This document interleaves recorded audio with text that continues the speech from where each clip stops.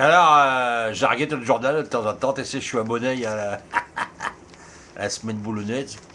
Alors, je reçois ça tous les semaines, et puis alors, je lis, et puis de temps en temps, je rigole. Je me marre des conneries qu'il y a dans le journal.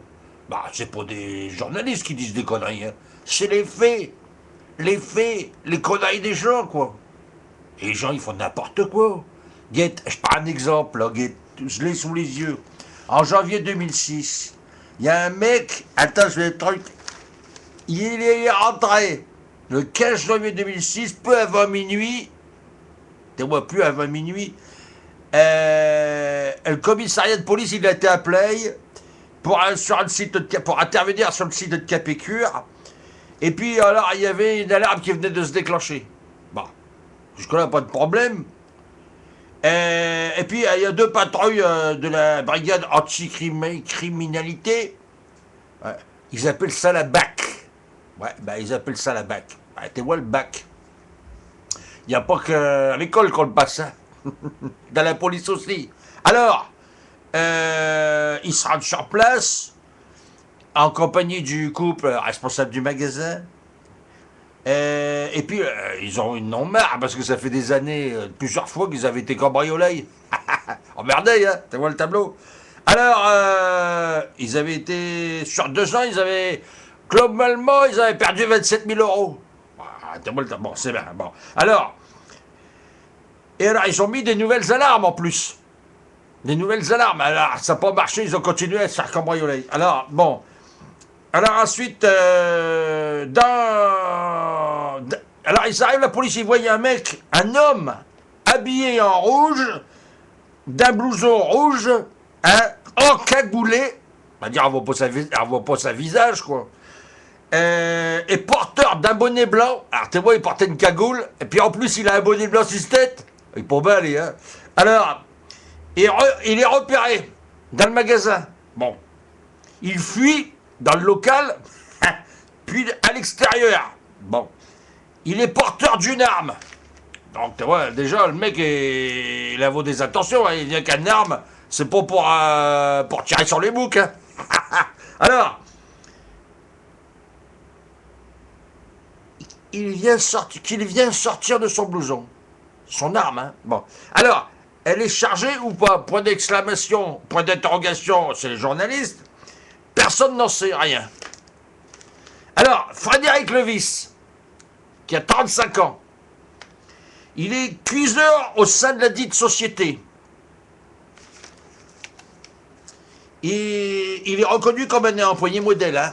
Alors, il braque le gérant. C'est lui ce gars-là, hein, c'est lui ce gars-là. Alors, il s'appelle Frédéric Levis.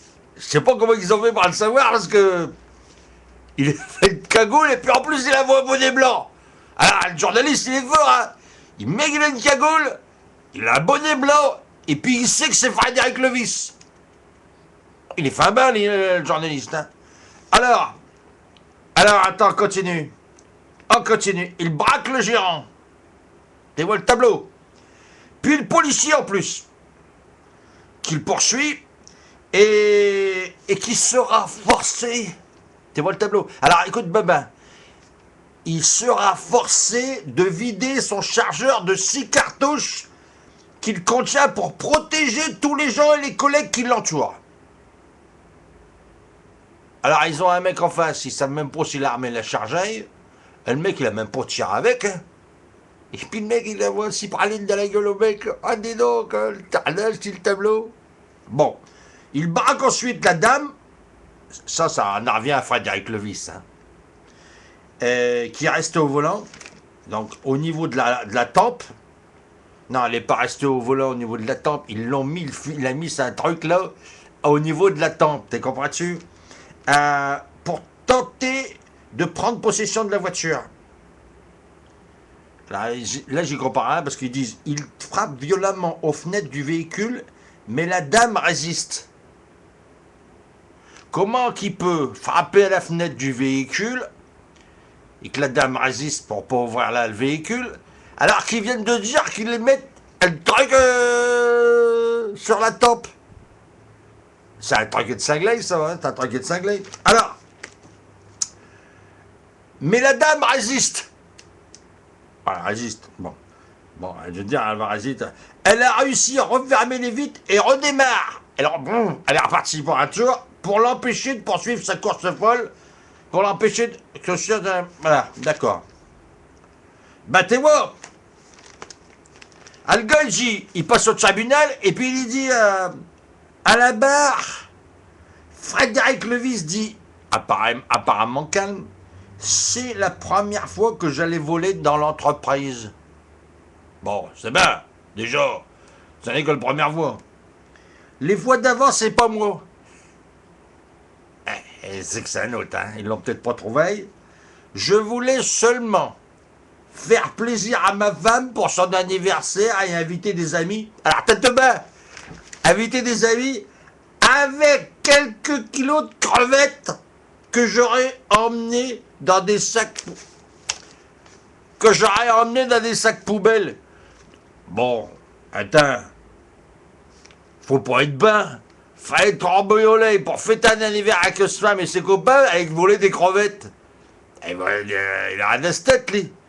Ou alors il raconte des bleurs. Bon, et ben voilà. Comme quoi, il faut jamais faire des trucs pareils. Hein? Alors il dit, j'avais ouvert la porte de la chambre froide en hauteur, et quand j'ai été repéré, j'étais parti chercher une échelle.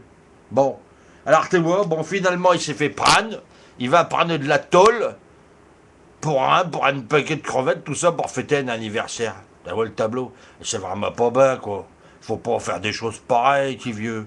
Hein, Frédéric, faut pas faire des choses pareilles. Hein? T'es comprends-tu? T'es la referas plus, hein? T'es la referas plus! Bon, alors, parole de Drifters, on est content de toi, hein? Tu t'es la refais plus, hein? Bon, et puis, t'es de dire bonjour à tous les copains de Boulogne. Et puis, mais en même temps, je profite de l'occasion à dire bonjour à tous les copains de Boulogne. Allez, c'est ton petit vieux de Boulogne, en direct de Graillon. À bientôt. Salut les potes!